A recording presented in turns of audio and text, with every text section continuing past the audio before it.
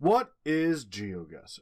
Geoguessr is a game that uses Google Maps. You need to figure out where you are in the world with the images provided by Google Street View. There are plenty of clues that you can use to come to a conclusion as to which country you're in. But we're going to talk about 3 things you should start looking for when starting your adventure playing Geoguessr.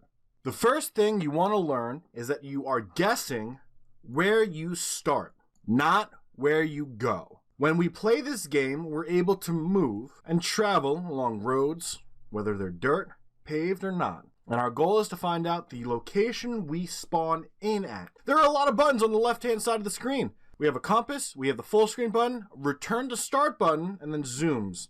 If you click on the return to start button, no matter where you are, you will always end up at point you started. This is one of the most important buttons, and it can help you improve your guesses in this game.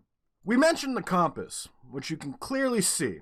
Now, the red is pointing north. There are some add-ons that will remove the compass to make it a little bit more difficult, but the compass is one of the most important tools that you can use to figure out where you are. How, you might ask? If you look directly at the sun and line up the compass, you can figure out what hemisphere you're in. If the sun, like it is in this image, is to the south, you're in the north. If it's in the north, you're in the south. Now, this doesn't always work. There are some clear examples close to the equator, as well as the poles, where the position of the sun may not be close, but it can give you, generally, half the world that you can guess in.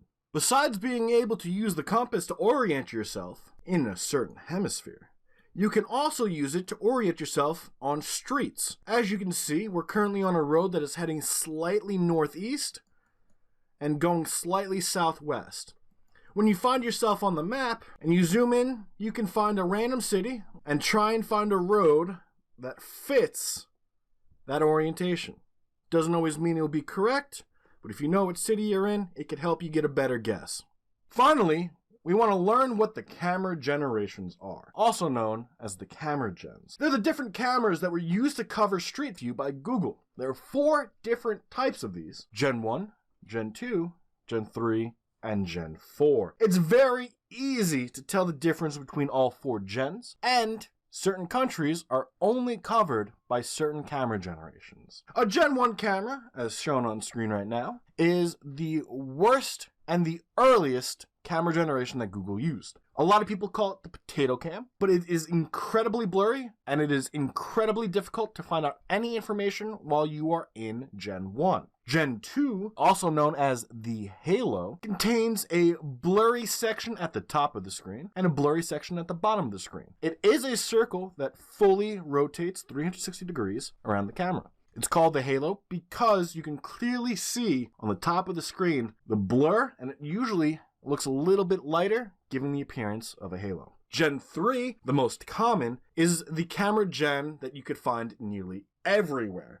You can often see the back of the car in some locations, and there is a real difference between Gen 2 and Gen 3. It is the longest running camera generation by Google so far. And last, we have Gen 4, which I call, personally, the overexposed camera. You can see wonderful colors. A lot of them are so vibrant, they look fake. If you stare up at the sky, you can often see a blue that is too blue. And sometimes when looking at the sun, it encompasses the entire screen, making it often hard to pinpoint where the sun is to use the compass. Another defining factor of Gen 4 is a blue car. You can see the front or back of a blue car only in Gen 4 coverage. Most of this information, as well as more detailed examples, can be found on geotips.net. By visiting that site, you will improve all of your guesses and become a Geoguessr Pro in no time. These have been some of the most basic tips and tricks that you can use to improve your guesses in Geoguessr. If you found any of these useful, please leave a like below. Subscribe if you haven't already. It will show me that these tips and tricks videos are helpful, and I'll be able to deliver more tips and tricks in the future